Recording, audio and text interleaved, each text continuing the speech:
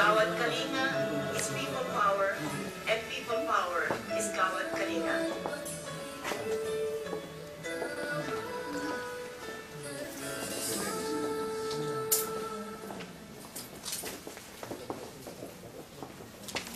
I've been voluntold by Malu and Mon to try and gather the Filipino press for a press conference tonight with our special guest, Tony Bilodeau. Of course, you all know him as the founder of Kawat Kalinga, and so we're honored to have him in the city of Toronto. I'm not sure how many times you've been here, but at least twice, if not more. So tonight, I would like to thank all the members of the Filipino press for a very positive response to our call to this press conference. What we're going to do is to call on Tony to make the introductory talk and introduce the topic for tonight. And then we will proceed with the questions and answer period. So if I may call Tony. I would also like to call eventually Pidoy and Mon, after he's gotten his refreshment, to please take his spot here in the front, in the panel. Tony.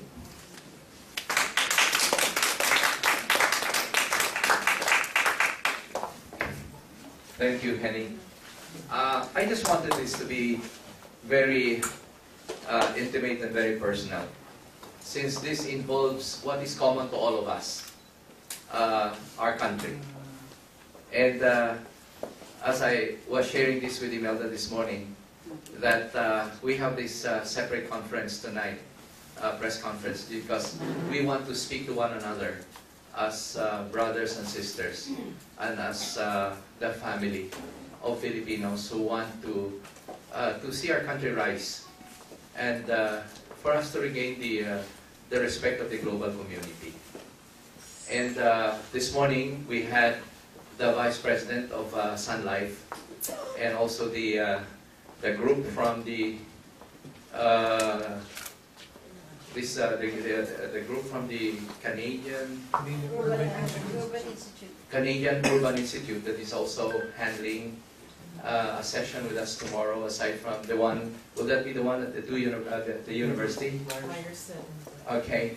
And early in the morning, I had a personal call on the president of Telos International. So we had the global CEO, who left this afternoon for El Salvador, but he wanted to be around for my visit because he has been to our country on two occasions that I was around. They have built initially 70 homes in the first Telos village in Tandansora, and they're now building another 130 homes in the second village, and they have their multi-purpose and I was really amazed at Jeff Purit, who is the president, that he prepared his own video about his Kawat Kalinga experience and his vision also for Asia, the partnership that we have, the co-branding of Telos Canada with Kawat Kalinga, and he prepared that video to bring to South America because he is using Kawat Kalinga as the global advocacy of Telos. And it's the same thing with Air France KLM, because I was in France last week upon the invitation of 3 French universities, and that sent us students for their humanitarian service immersion. So I was invited to speak first in Versailles at Notre Dame de Grand Champs, and then later on at Telecom Paris Tech, and in the evening there was a big crowd of about 200 of the French elite because I was invited at the #1 business school in the world, according to Financial Times. This is École Supérieure Commerce de Paris. They already surpassed Harvard as the best business school in the world, and they sent us 12 of their best students in July and August to do their immersion. And now it was also aligned with the invitation of Air France KLM, and I had a chance to have breakfast with the KLM Senior Vice President for Asia, the CEO for Asia. His name is Marnix Tema. And I'll have to go back to Manila on November 9. Actually, I'm flying in from Boston, arriving Manila midnight of November 8 for a big event of KLM. November 9, but then on November 10, they're flying me out again to Houston, because we have also been on the GK in Houston. But what is really significant is that major global corporations now have seen Kawat Kalinga as a model of development coming from Asia that is also a template for South America and for other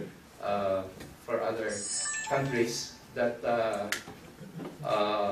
seek to address the issue of poverty and the destruction of the environment and many other social issues, including conflict resolution. They've seen our work of building communities for our Muslim brothers and sisters. We have over 30 communities, and the 4 recent ones were built in Sulu. So major corporations believe that doing good is good business, that investing in ending poverty will expand their market base. And so the interest of, well, Manulife is coming also tomorrow, because they also want to start their Manulife village in the Philippines, because Sun Life has theirs in Las Piñas. And again, when you bring in the major corporations that do due diligence, what you gain is global credibility. That it is not just, Kawat Kalinga is no longer just an object of charity, that it is an authentic model of community development that will end poverty. And I guess 2 things that affirmed us as a global organization. One was March this year, I received the distinction to be the most trusted man in the Philippines. Number 2 was Noy Noy. And that was before he became president. And the reason why I was, I think, the most trusted man, because I do not lie to my wife. And Noy Noy does not have a wife, so. No, but then last week, what was very significant, October 12, before I left for France on October 13, the representative of Davos, of World Economic Forum, the associate director for the World Economic Forum, and also the head for Asia of Schwab Foundation of Switzerland, flew to the Philippines and chose me as the Social Entrepreneur of the Year. And that together with that distinction is an invitation to be part of Davos and the World Economic Forum for the next 5 years. And that now puts Kawat Kalinga on the global stage. And it presents a lot of opportunities for networking. And the reason for that, and all of this, particularly European countries, they see Kawat Kalinga's focus first on social justice. So the first 7 years, we focused on providing land for the landless, home for the homeless, food for the hungry, because we believe that that is the way to really start development, by creating, by restoring human dignity, by giving back, by providing land security, by giving the poorest Filipinos dreams and aspirations that will motivate them to work. And before Kawat Kalinga, it was not just in the scheme of things for Filipinos to share their land with the poor. In fact, we would fight over the right of way, and even brothers and sisters would fight over inheritance of land, right? Yes. It was a pattern for landowners to share a portion of the land to the church as a way of getting their ticket to heaven. So we have a vast land ownership in the church, but most of the parishioners are still squatters. And that somehow does not speak well of how we practice our own Christianity, that the only Catholic country in Asia is also the most corrupt. And the only democracy also has patronage politics, has also dirty politics. So it just shows that as a people we practice Christianity and democracy badly. And we're supposed to be very intelligent. And so when we set out to do, we realized that we have always been at war with one another, and we always find a reason to fight. Every 3 years, Filipinos declare war on one another every time we have an election. Brother against brother, friend against friend. The vice mayor now that in your team will be a potential enemy in this election. So, and there is an obsession for power. And it is for that reason that from the very onset, I realized that we have to have people who do not desire power. So when I was offered a cabinet position, I declined it. And many people could not understand. Because people would sell their soul for a barangay position. But how can, I realized that there's just so much potential, there's just so much, we have a lot of resources, but somehow we cannot get people to work together. There is no bridge of trust between government and the private sector, no bridge of trust between the rich and the poor, no bridge of trust between Muslims and Christians. And so I realized even then that we should stop fighting one another, that no Filipino should be an enemy. And the other thing is, that's why we're always in a perpetual state of conflict. The other thing is, no Filipino is a liar. No? But we lie all the time. The first is that we lie to our wife. And that's why if we want our president to be honest, we should demand honesty in ourselves first as citizens. Because we are a compromised society, compromised people. And we always like to look at the fault in other people, and we always like to create our own scapegoats. And so I realized that from the very beginning, I had to clean up my act.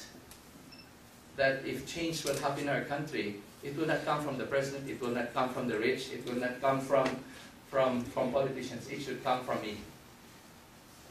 And that was the reason why I went to the first to Bagong Silang in 1995, December, to really understand the depth of our people's poverty, because there's a disconnection somehow that the rich and the powerful, those who are educated, those who have wealth and power and make all the decisions, are disconnected from majority of our people who oftentimes suffer from their decisions.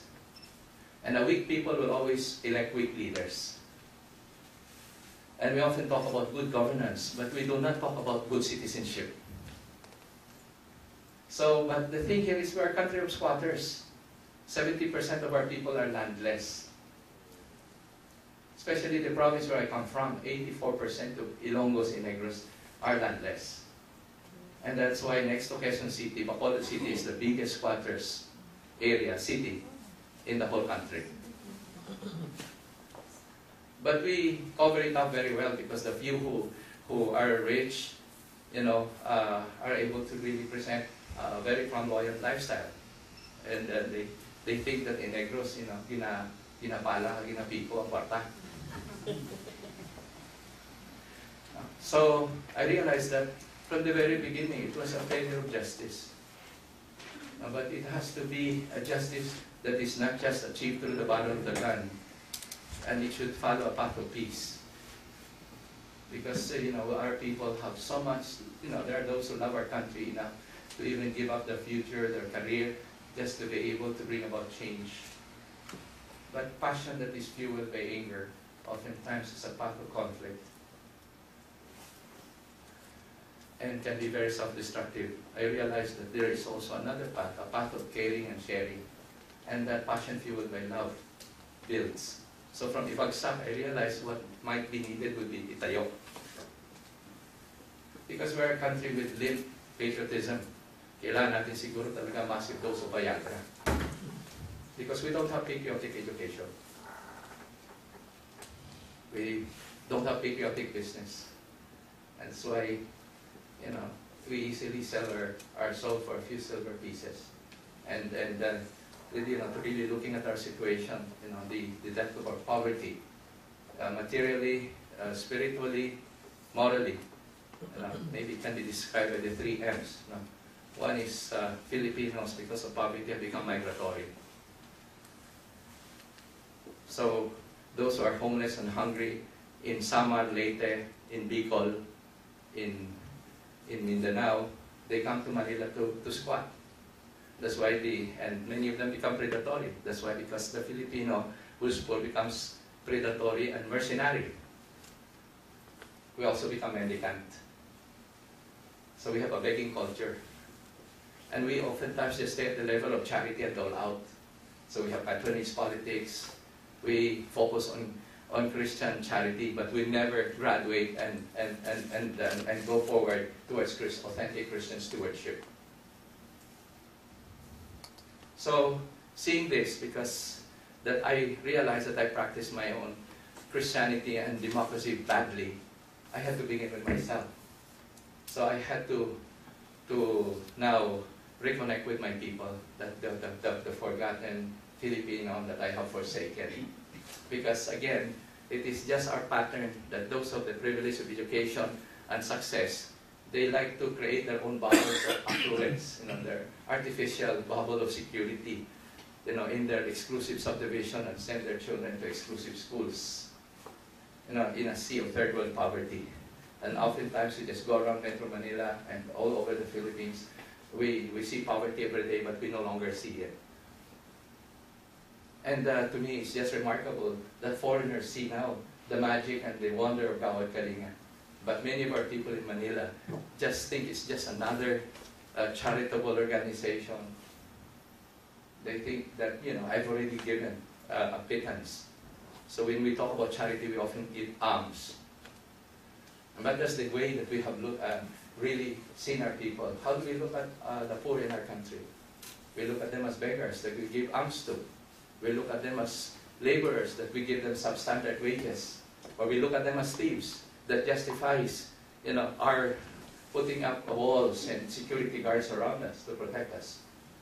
But we never look at the poor with respect as family. We never see them with affection. And we don't look at them with, you know, to me social justice is just about fairness. Now for us to really recognize that the greatest wealth of a nation is its people. But by abandoning them, we have actually condemned ourselves to poverty. And so when I went to Bagong Silang, I realized that I have to invest in them. And just like what, you know, the example in the Bible, Abraham, you know, when he wanted to serve God, what did he offer? What was most precious to him? His only son, Isaac. So when I went to Bagong Silang in 1995, I brought my 16-year-old daughter, Anna, who was a freshman at the Ateneo. And I brought her to, when I worked with 127 gang members, out-of-school youth, some of them prostitutes. And the first time my daughter came, she was harassed by some of the gang members. They called her Kaplog, because they were Ilonggo. And Kaplog is an Ilonggo word for prostitute. Because the criminals in Manila, you know, who become, you know, these are the poor from the provinces who become predatory. Who are the most notorious gangs in Manila? The Waray-Waray gangs from Leyte, right? The also Sigi-Sigi gang from the Western Visayas. The Paracali boys from Bicol. The Paratong Balering from Osamis and from Northern Mindanao. And so, when I went to Bagong Silang, and I saw it was a breeding ground for criminals. And I realized that my children will have no future in our country if we continue to neglect the poor. And during the break time, my daughter came to me. She was crying and she said, "Papa, life is so miserable." She had two friends in her new group. One of them was Joy, and she was part of the Pila Pila gang. And pinipilahan siya sa itaas ng sementeryo ng mga lasing para just for a few bucks to support the drug habits. And the other one was Pinky. Sabi niya, "Papa, she's my age, but she had 2 abortions already at the age of 16. And she was raped by her stepfather. She was 13. And I was just looking at my daughter in her grief. And then I looked at these 2 girls she was mentioning, and I said, my daughter could have been like them if she was born in a squatter area under different circumstances. Just so happened she was my daughter and born to a comfortable home with parents who were responsible for her. But because poverty has really just brutalized our people, we have lost the fathers in the homes, and we have lost our heroes in our communities. And so it was there and then I realized that this would be meaningless unless I decide to really embrace the poor as family. That the poor should be, otherwise, if they were just the objects of my charity, then I'd just be giving them alms and I'd just be treating them like a tulong. But if I treated them like my children, then I will invest my time, my treasure, I will invest in their education, I'll provide them a decent home. So that was then in 1999 we built first Kawat Kalinga community. With me was the son-in-law of Jo Marie, and he's now the new executive director of Kawat Kalinga, Luis. He's 40 years old or 41 now. Now, the reason why I chose him because he is the most honest man I knew. I knew him from Bacolod when he was 17 years old, president of the Student Council of UNOR. Guwapo siya, pero until he got married at 34, I wanted to build up his character. I just asked from him, his own Isaac. Sabi pa, I want you to remain a virgin until you got married.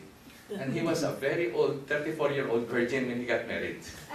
But that was again a test of character because that is something that Filipinos have lost, particularly our men. Because we always impose chastity and purity on our women, but we raise our men to become abusive. That's why in our culture, we talk about men na babaero, but we never hear of women who are lalakero.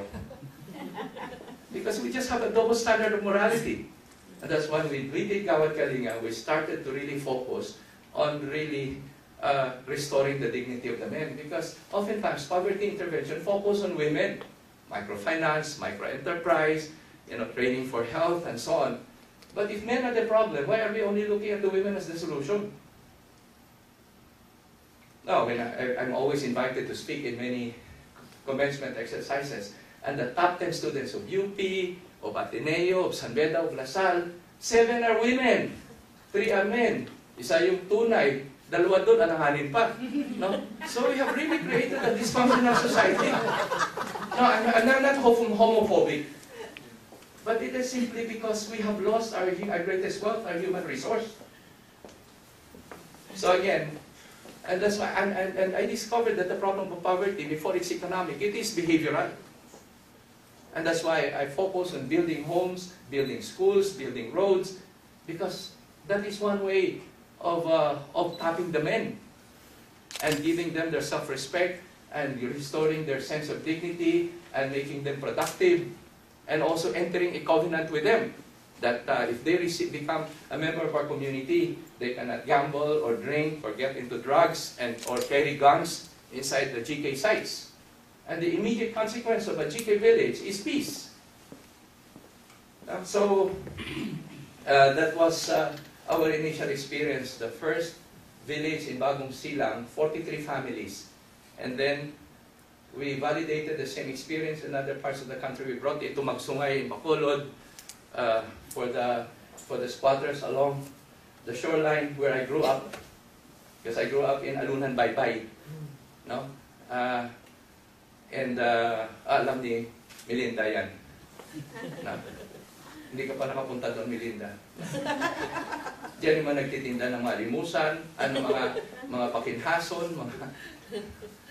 So, I went to a public school with Agnes in Negros Occidental High School because doon sa probinsya namin, pag mayaman, Lasal o Saints-Co. Pag mahirap, NOHS. And I guess I'm the only one up to now from NOHS who ever went to Ateneo. Up to now. Many went to UP. Because in terms of intelligence, wala namang problema. Pero how about naman yung because Ateneo has always been the campus for the rich, the affluent, and the elite. But it was just my luck to get there. But it gave me a perspective of life at the top and life from the bottom. Yung pag pumupunta ako dati sa NOHS, I would pass through the homes of the rich, and I could see their uniformed drivers and maids. And I felt like Sharon Cuneta, bukas luluhod din ang mga tala. Madrama. But then I realized over the years that the rich are not the enemy of the poor. No? That you cannot build a nation when you pit one sector against another. And another thing also I realized, that walang Pilipinong duwag. Because it has always been escape. Even Willie Revillame is just an escape mechanism. Because we like to be entertained. We don't want to face our problems. We just want, to get through another day. Because we think that our problems are too huge, are too vast, and we're helpless and we're hopeless. Simply because we try to solve it by ourselves, not realizing that if we Filipinos can transcend the rivalries, if Filipinos can rise above their parochialism, and tribal loyalties, that we can actually, we can just be one people, just Filipino. But when you ask people, who are you? She will say, I'm Ilonggo. Oh, I am UP, I'm Atenean. I am Corpus for Christ, I am BLD. But very seldom we say, I'm Filipino. But when I was in Singapore, I was invited last year to speak at the APEC, and I had a chance. During the open forum, at the plenary with Lee Kuan Yew, somebody asked him, tell us about yourself, about your success. And Lee Kuan Yew simply said, it's not about me, it's about Singapore. Everything is about Singapore. From the time a Singaporean is born, it's about Singapore. Singapore above his own self-interest. But oftentimes in our country, it's above my interest. Bahala na yung mga bayan. We have no concept of the common good. So we can just keep leaving our people behind. It's always making sure that I go to the best schools, I send my children to the best schools, that I have a good career, that I will never be poor. But I have no consciousness of really offering my life to make an entire country rich. And so again, it was a long, difficult journey. Along the way pala, there will be eye sacks that you have, my eye sacks pala were not my children, but my best friends, because I lost my best friends along the way. Because we always, we don't have a culture of inclusion. It's always exclusion. We always want to be exclusive. And we have become so self-righteous that ours is the only way, that we're the only ones who will get to heaven. That's why we have this religious organization, that religious organization, and we cannot get the Jesuits and the Dominicans to work with one another, the Charismatics to work with Opus Dei, and so on. So we have no transcendent identity and no transcendent cause. I'm just sharing with you my own journey. And I'm not speaking for you because you might have your own.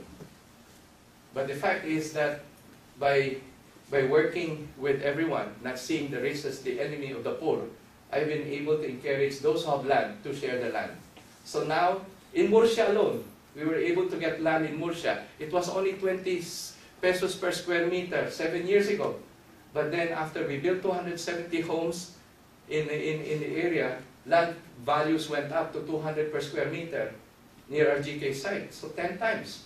And when it was published in the paper, people saw that when Gawad Kalinga enters a particular community, especially underdeveloped areas, we remove the ugly shanties, we bring peace and order, we trigger economic activities, land values start to rise.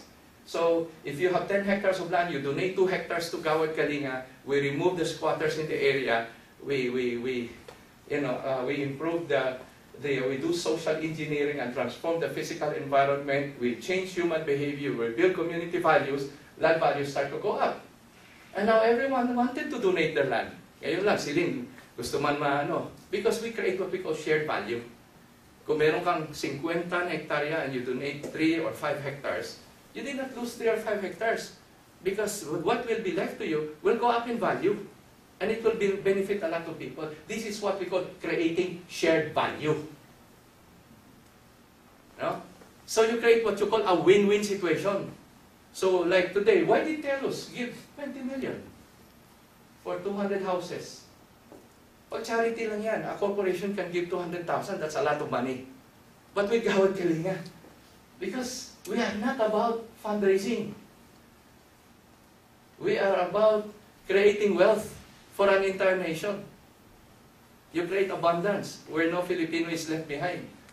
And then, doing good is good business. So next year, AkzoNobel will enter the Philippine market. What did they do? They want to introduce Dulux. This is the best eco paint in the world. They painted the World Cup. So the first thing they do before they enter the market is to paint an entire Gawad Kalinga village. And that's the reason why we're mainstreaming in Europe, we're mainstreaming in North America. So this morning, there were corporations. Yesterday, I was with the owner of Tim Horton in Edmonton. He owns 11 franchises, Calgary, Edmonton, and 80% of his workers are Filipinos. And they said Filipinos are the best workers, they're so hardworking, they're so dependable, they're always smiling, everyone, even if it's a mile long, yung pila, he's still smiling. And what is the favorite phrase of the Filipino here in Canada? Next, please. So again, you go to America, 4 million Filipinos. No Filipino is a squatter, no Filipino is a scavenger. No Filipino is a beggar. And the Filipinos together with other Asians in North America are now at the top of the economic ladder, in terms of average household income. So if Filipinos, can succeed in the most competitive market in the world, then there's no reason why we will remain poor, because those who have been left behind are made of the same cultural DNA.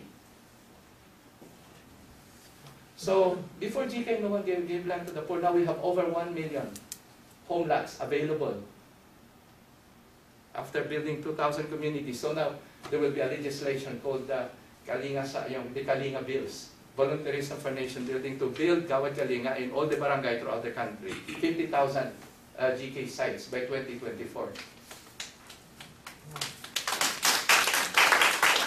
If it can be done in 2,000 communities, then we can do it in 50,000 communities through partnership, public-private partnership. I wanted to show the video of Tita Cory to provide us a perspective. That video was prepared last year. After the Boston Summit, when we launched GK 2024. And some who were with us in Boston last year. Max, you were there, no? Mon. Yan, nandito. And there was a guy from UP who was with us. I don't know if you know Jojo Binay. No. And that time, no one really paid much attention to him. No? So, but he was there because we just started a partnership with him. We were relocating 440 informal centers of Makati. We moved it to San Jose del Monte. But the amazing thing is that their children continued to go to college, to the University of Makati for free, and they continued to work. And he provided a bus, and he had a village designed by the son of Bobby Manyosa. So again, what really struck me was that when you want to relocate the poor, you should treat them with dignity. Because oftentimes we just throw them in Bagong Silang, throw them in Sapang Palay, and government has created a phenomenon called professional squatting. Because we never treated them like human beings. As people equal in worth and dignity, we always look at them as rubbish that we need to throw out of the city. So there's no respect for human life. And then, that's why we paint those houses. We landscape the gardens. And so when Tita Cory saw that, she recognized Gawad Kalinga and gave us the first People Power People Award. And when when she donated 100 houses in 2004. She said, can I course it through Jojo Binay? And I said, why? Because he's a man I trusted. You see, things are written by history before they actually happen, no? Because in 2009, when I was preparing for the book launching, because we launched the book in Boston, right? When we launched the book in Boston, then we prepared for the book launching in Makati at AIM August 31 with Tita. It was dedicated to Tita Cory, and Jojo was the host. And I prepared that video. That was done. That was done right after, just right after his death, because he died on us on August 1. And so we prepared that video for the August 31. It was Noynoy who came. That night who came. Jojo was the host, and dumating si Noynoy kasama si Mar. No?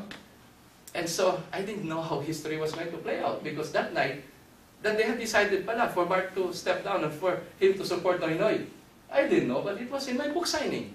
That's why we were overwhelmed by a lot of people from the media. The following day, Mar had a press conference at Club Filipino, and he announced, and then after that, it was all over. And just, so to me, parang the election in 2010 was a no-brainer, because it was already written. Now, again, the hand of history. In the same way that Cory became president, now his son, who was totally clueless, about any political ambition, just all of a sudden became the president. And he launched his grassroots campaign on my birthday in Bagong Silang. When you're totally non-partisan, kasi sa akin, I only want to work with people who respect us, who also believe in what we're doing. We don't go around approaching people. We don't go around approaching corporations. And this is the thing I've been telling people now. Telos is giving so much money because it's not part of their marketing campaign in Asia. But I've never sent them any formal funding request, because in my life, I've not written a single funding proposal. Because Gawad Kalinga is not about money. It is about value. That's why we don't have a fundraising mentality. It's about a dream that we can all build together. It's about the poor not being too poor that he cannot do anything, so he can give labor equity. It's about Filipinos abroad who have not stopped loving our country. And many of them may have been frustrated because of lack of opportunities back home. But now, there is a new channel of trust, and maybe a new bridge of hope. And that's why we were able to build GK. We have now, what do we have here? Sun Life Financial. We have Circulo Ilonggo. No? We have All TriStar Salad Master. We have Telos, and so on. Now, in January, we have about 17 from Edmonton na puro puti. Kasi the dinner we had the other night, I was the only Filipino there, together with the consul. But about 40 people came, who were all Canadians. And 17 of them will be led by the Minister for Employment and Citizenship. Now, Thomas, he'll be going to Manila at his own expense, because they want to build a playground in the Gawad Kalinga village in Hirona, Tarlac. Playground, baseball, and a library, and so on. It's amazing, that we're now moving towards, from just building a house to a community towards township development. Now, because we're now going for scale and massiveness. Because poverty is so massive that our response cannot be small. It cannot just be a little project here, it cannot just be a little fundraising there. It is about an entire nation loving our country, going beyond self-interest, and learning to really work with other organizations so that we can have a holistic approach towards development. What we have done is create a platform of 2,000 communities. And we started with social justice for the first 7 years. On 2010, Noynoy is not the president. And we launched on October 10, LB was there. You were there with us. Now 4 days ka nandoon. Thursday, Noynoy was there with us in the township meeting. And what really struck me was that the rich, the educated, the powerful, they were all asking for budget, they were all asking for services, for favor. And then all of a sudden, a poor woman stood up. What did she say? I am a typhoon victim of Ondoy, of Asyang. I've suffered so much in life. No, but I received so much blessing since I joined Gawad Kalinga. And what did she say? Mr. Mahal na Pangulo, anong magagawa ng isang mahirap katulad ko para tulungan kayo? And I think when I almost fell off his chair. The rich, the powerful, they were all asking. She was giving. So she was not too poor to give. But that should be the posture of every Filipino. So now we're moving towards the second phase of GK. We call it social artistry. It's about bringing out the excellence. It's about building human capacities. It's about sustainability. It's about designing health, education, livelihood. And last Monday I was at UCLA with the deans and also with the faculty and with the students of UCLA. We inked a partnership on public health. And the same thing with Stanford. So we hope that tomorrow we can work also with the universities here in Toronto. But this is just our journey, the second phase now. Philanthropy, social justice is about wealth distribution. Those, whatever money people have, they want to share it with the poor. Corporations give to corporate social responsibility, and that's fine. But we cannot be sustained by philanthropy and volunteerism. We are now moving towards the second phase, which is wealth creation. That Filipinos can create wealth in our country. That Filipinos can end poverty in the Philippines. We cannot end it through foreign aid or just the generosity of people abroad. But what we're seeing more and more Filipinos, as they retire, they come home, they go back to the towns where they came from. So we have Pidoy helping, because of his success here in Canada. And sana, sa December 1, a big event will happen in Toronto. Magbubukas dito ang Max. At sana, lahat hanggang mapurga kayo ng lahat ng kain kayo ng kain sa Max. At lahat ng meeting ninyo, gawin nyo doon. No? Because we have to create wealth for the Filipino wherever he is in the world. No?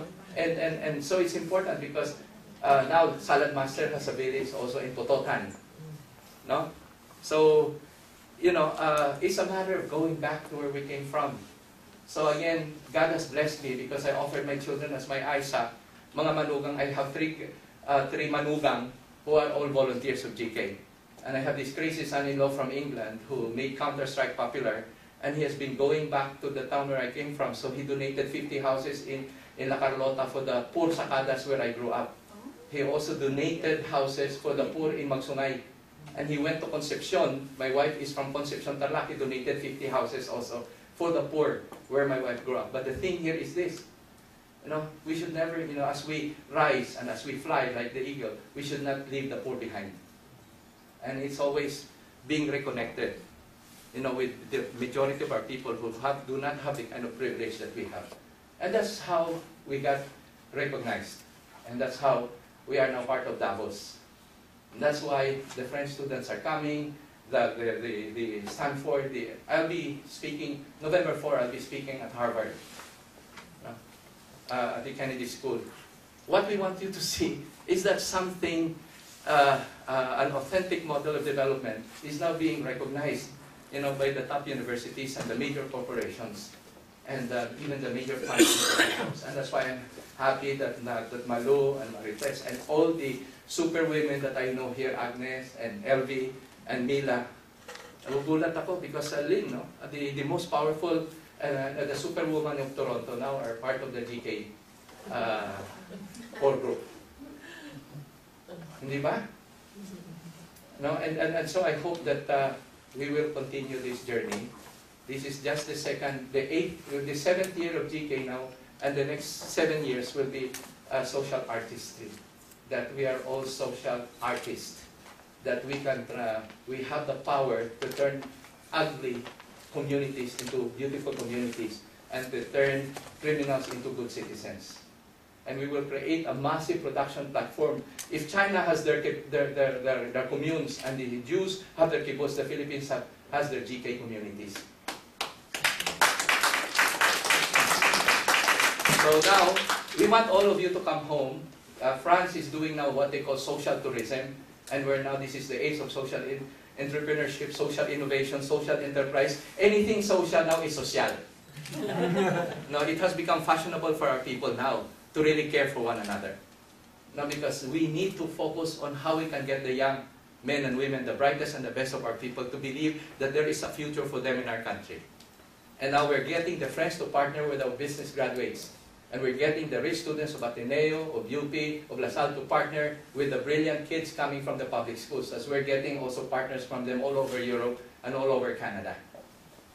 Okay? So I guess it is your children. I'm particularly interested in the hybrids. No? Because now, in a way, the Filipino is starting to really emerge, and there is a new definition of what it is to be Filipino. My own 3 grandchildren are little white cappuccinos, you know, whose father is British. And I see so many foreigners now married to Filipinos who love our country more than the Filipino. And so, my definition of Filipino, anyone who loves my country, regardless of legal citizenship or color of skin, is a Filipino. And any Filipino who lives in the Philippines, who is legally Filipino, but is destroying our country, who is corrupt, should be turned over to the Abu Sayyaf. Anyway, again, I thank you for joining us in this journey. I hope that we can, go to our promised land together. Thank you. Press Club Ontario and the UP Alumni Association, among others. I was also born in Iloilo, but there is no truth to the rumor that the Ilonggo Mafia is behind Tony Miloto. We will see how this will do, because there are not very many of us from the press club tonight. There are about 50 members, but for some reason, maybe they are cold or whatever. Only the very, very dedicated are here. So I'll start calling, and then when the opportunity comes that I will not be needed, I will just hand over the microphone to Tony Miloto. Fair? All right. So who will shot the first volley? First question, Eddie Lee, atin ito.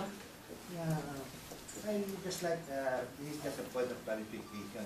I would just like to know what the official relationship or status between Angkop and Kawad Kalinga.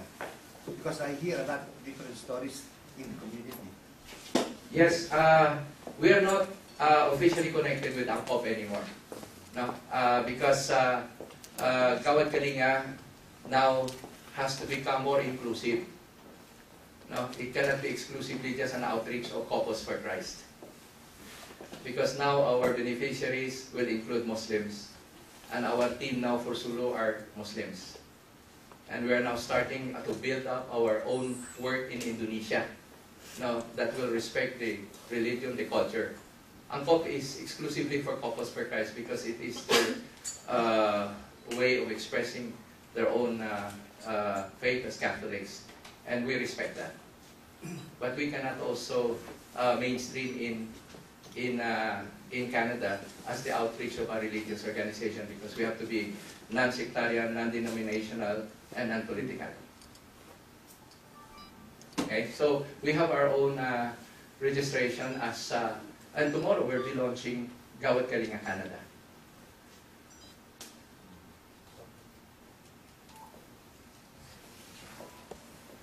Stay here, please, don't go away. Yeah, so I hope that everybody will be there tomorrow at the launching of Kawad Kalinga at St. Lawrence Hall. It's in King Street and Jarvis. So be there, join us. Next question. Joe, are you raising your hand, Joe, or are you scratching your head?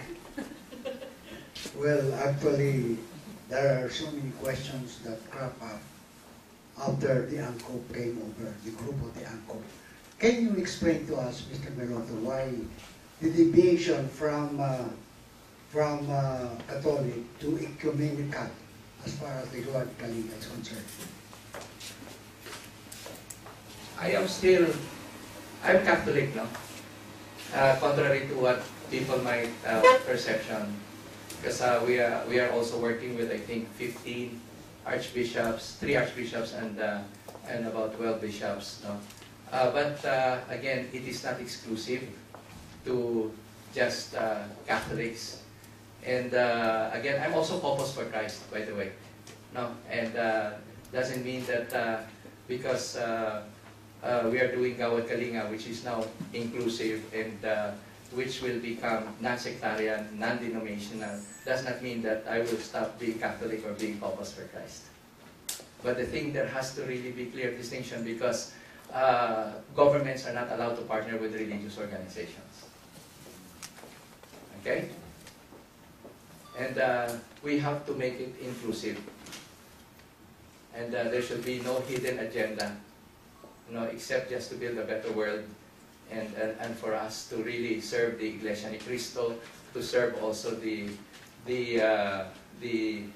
just like here in Toronto, this is the most diverse, this is city in the world. People come from different countries because this is the city of immigrants. But you have achieved peace and solidarity because of respect for diversity. And that's what we hope, again, para rin itong, it was very difficult because this is something that some might perceive. Oh, crab mentality na naman ng Pilipino yan. No, it's not that, because we have to respect also that the Opus Dei have their way of doing things, and that where we're partnering now with Bukas Loob sa Diyos. And so, even for our caretaker teams, the BLD teams now have become caretaker, and in the Philippines, we are now into massive partnership with universities. I hold office in UP, NCPAG, and also in Ateneo. And we are working with 300 universities nationwide. No? So again, it is making everyone own the work. It's not just owned by Corpus for Christ. Kasi dati, hindi ka pwedeng magiging member of the board, hindi ka pwedeng magiging management team, hindi ka magiging core group kung hindi ka Corpus for Christ. And that was important in the beginning, when we were just starting out. But doesn't mean that, now we have to open it up to everyone. So I am still Corpus for Christ. I've not veered away from the Catholic Church, but there are certain issues that I want to clarify, na sometimes might be given in a different context. They say I have veered away from the Catholic Church because we partner with pharmaceuticals. And yes, we partner with pharmaceuticals because even bishops buy their medicine for high blood pressure from the pharmaceuticals, hindi ba? So even doctors who criticize us sometimes, they also prescribe medicine from these pharmaceuticals. So we partner with Pfizer, with Wyeth, and they made an issue na these are the corporations now that produce condom. But that's not my issue. No? Especially, in fact, there's a raging debate now, and 73% I think Filipinos favor that. No? I have my own personal views, but I don't express it because that is not my issue. Now, because to me, you see the sad reality in our country. We have an explosive situation, a population explosion, and nothing can be worse when you go to a slum that you have a fertile wife and a drunk husband.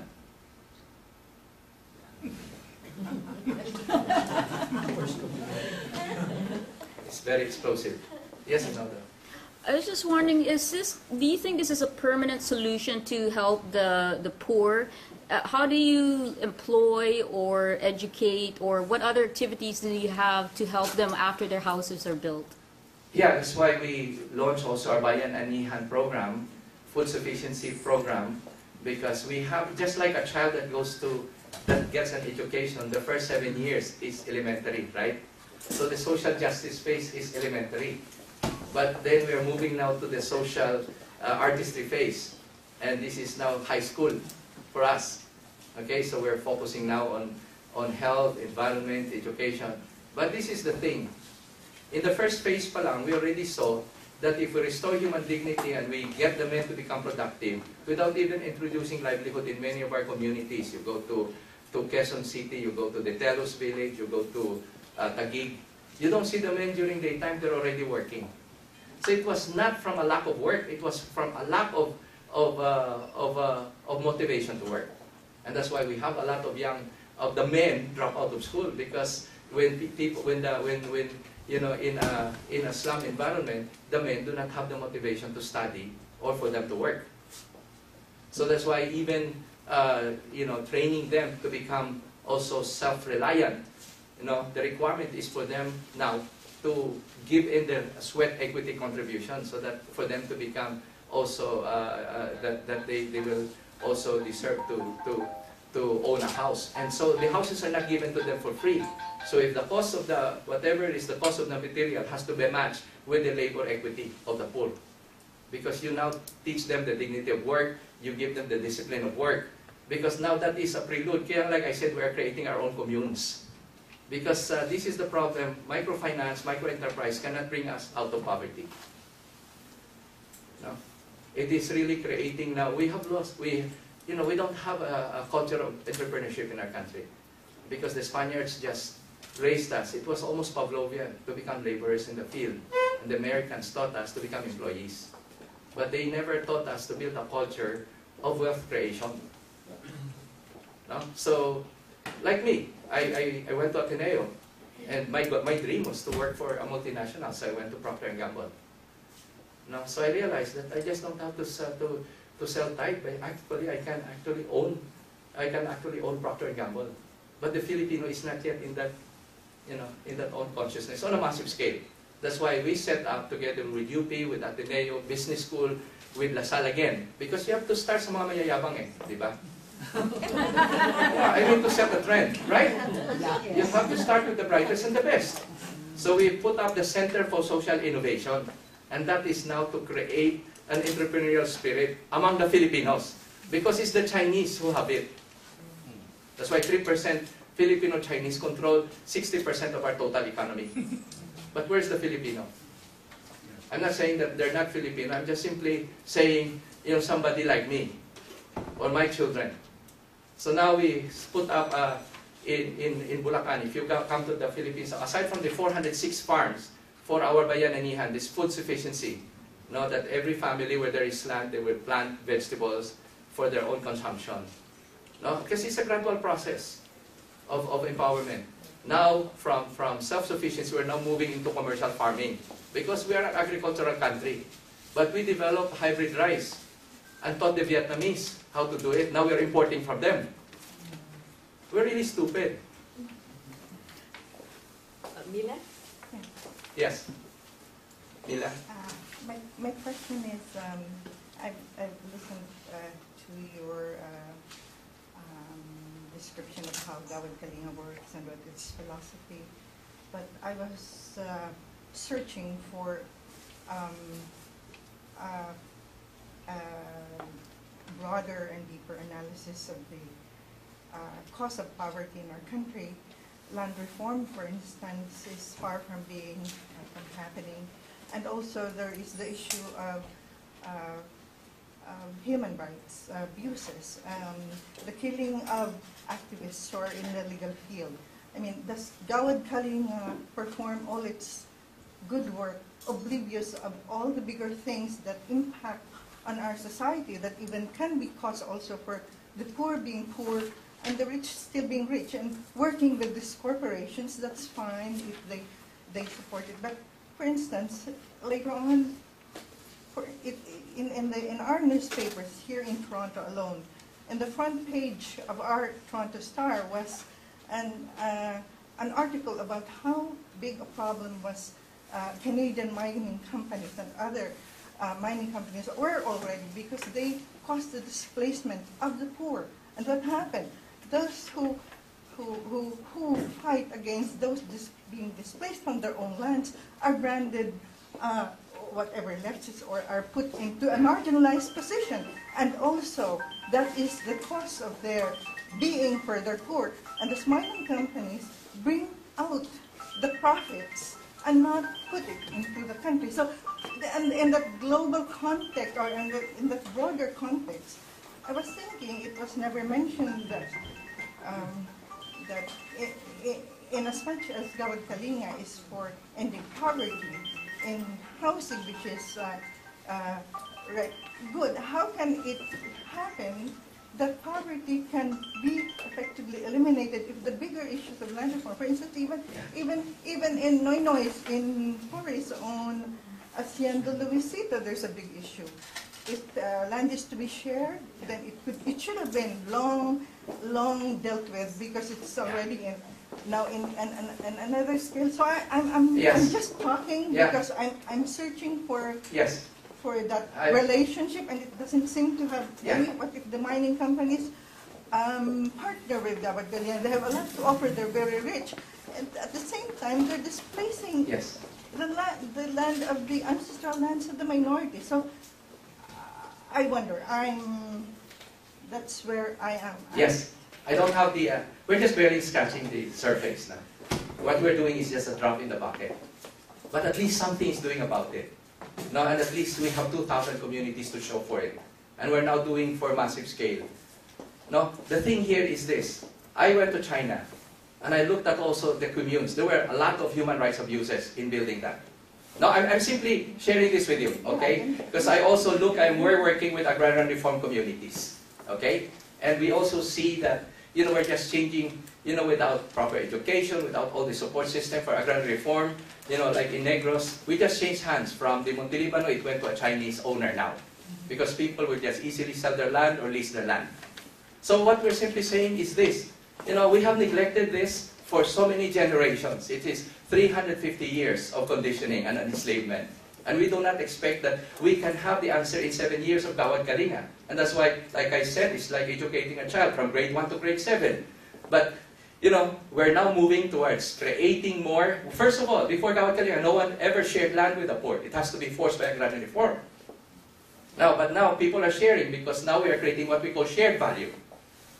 No? So if you show the landowners that there is value to them, but we have more than 3 million hectares of unproductive land abandoned by the owners who are all over North America. No, I'm simply sharing this, no? And then 9 million, subsistence farmers from corn, from, and rice. No? So we're simply saying the problem is so immense. And I wish that people who have better ideas come home and help us. Because we need all the help that we can get. And if people have better ideas than Gawad Kalinga, or they can continue to improve what we're doing, we'll be the happiest people in the world. So I hope that Noy Noy will also do something with Luisita. There are just so many of that. But it's important for me, kahit ano lang, that first of all, that he remains honest. No, and I just want, we have the Maguindanao massacre to deal with. No, we lost some of our people there. Now we're going to Sulu. We also have a problem with the Abu Sayyaf, but then we realize that we can also consider them as brothers and sisters. So we just have all of these issues all around, and the thing here is the Filipino is scared, to even go out of his comfort zone. Pero pagpunta niya naman sa labas, kung puro away, then he self-destructs. So we are in the process of really finding out, a path of peace. Wherein we can create, when people can go beyond self-interest and go for the greater good. Now, I'm simply saying that, there are many solutions, and everyone can come up with their solution. And I don't have the answer to many of the things that you're saying, but I'm saying that along the way we'll discover, a better way of responding to all of these issues. But then, I cannot go there and attack every mayor or governor because I realize this is the thing. It is possible for us to just condemn, and that's fine. But this is my own experience. Even the most corrupt mayor or governor is not 100% evil. So he might have 10% good, and I connect with the 10% good. But in the process, it might become 20% or 30%. But I'm now working with 400 mayors. But this is another thing. A religious leader might be 90% good, but he might have 10% envy. But if he relates to me with this envy, pride will come in, and lies and deception will come in, then he becomes bad. So what I'm simply saying, that's why it's behavioral, it's just seeing the imperfection of human nature. And the people in our country are all imperfect. But then what I'm simply saying is just to have the courage, first of all, not to be corrupt to yourself. And that's what I'm trying to do. That's why I'm saying na kailan isa lang muna yung asawa. Katulad ko. I should stop lying to my wife. Because we demand honesty from other people, but we should demand that from ourselves first. And if people have the solution, please come home and help us. Because we don't have all the answers. That's why I'm partnering with every organization. Kanina may Greenpeace. Okay, very militant. Away na naman yan. Pagod na ako sa away. I'm 60 years old. I have no more energy for conflict. Sa Copos for Christ lang, nakalimang split na eh. And these are supposed to be holy people. Excuse me. Yes. I just want to correct that people who are for human rights are not after away, but it is out of their conscience and principle not to have that or sweep it under the rug, because out of being, well, Christian, whatever religion you have to care for a human being who is abused. Yes, yes, And yes. so, it's not for our. If we expose things like those, it is really for Yeah. something. So, it's not to dismiss people who speak out as away, because then they're going to be branded Well- as manggugulo lang at ito gawad taga-build itong nag-point out ng abuse ay ano ba yan nagbabagsak. It's not that simple. I went through that, Mila. delineation. I went through that. You know, I've had so many encounters, you know, because there are just all kinds of conflict, from the criminal to the politician. But what I'm simply saying, and I respect that, but what I'm saying, that there is another way, and we'd like people to respect also that other way that we're doing. That's right. And then we restore human dignity, and we practice all human rights, and also even for the jobs we want to make sure. You know, we've started our own social enterprise, and we're paying even our workers double the minimum wage. No, and we're now trying to develop farmers to grow the ingredients of many of the local products we can create, and we can give them better prices than what foreign companies are paying them. But what we're simply saying, it will take us a while to get there. No? But then, it is possible for us to be knocked out if we start to just engage in conflict. And we realize that it is very hard for some of our friends who really love our country passionately. And, you know, there's just so much hardship that they have to go through. And our hearts go out to them. And we know that their causes are right. But we're simply saying that there's another way. And that's what I'm trying to explore. Maybe call on Melinda Rustia, and then we're going to have Risa next, okay? And then the rest, no? Okay.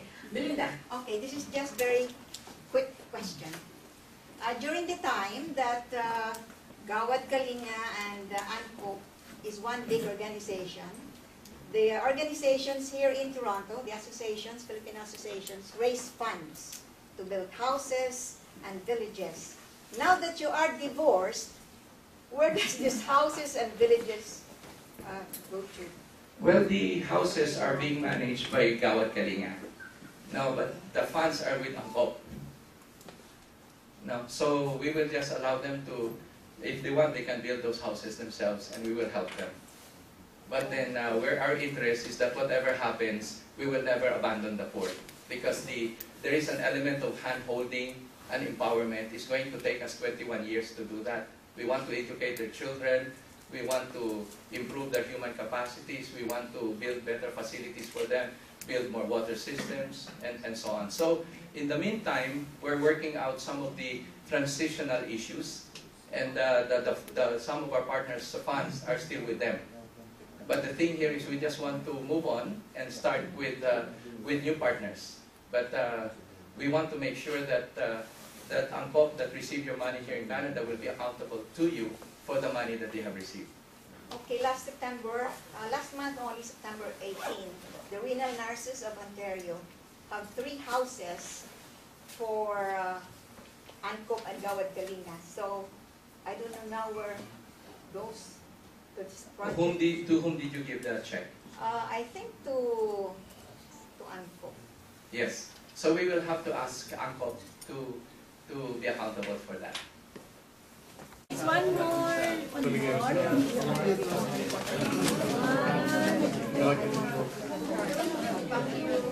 Okay, there's a request for the Gawad Kalinga volunteers for a group picture.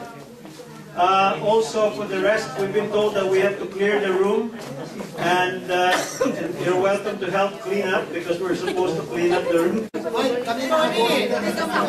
Hoy, ikaw naman, photo op ka lang, hindi ka naman member. Akating ko. Okay, ready? Ready? Oh, wait, more chairs. Wait. You're important. You're very important. Very important. Okay, ready? Mil, Oh. Mil, Mila, join us, Okay. please. Mila. Mila. Sino pa? Si Mila, kababata ko rin ito eh. Volunteer ka lang ngayon. Ikaw naman, sinano mo yung edad. Okay, ready? I look much older. Can we change the topic, please? One more. One more. Bukas agad.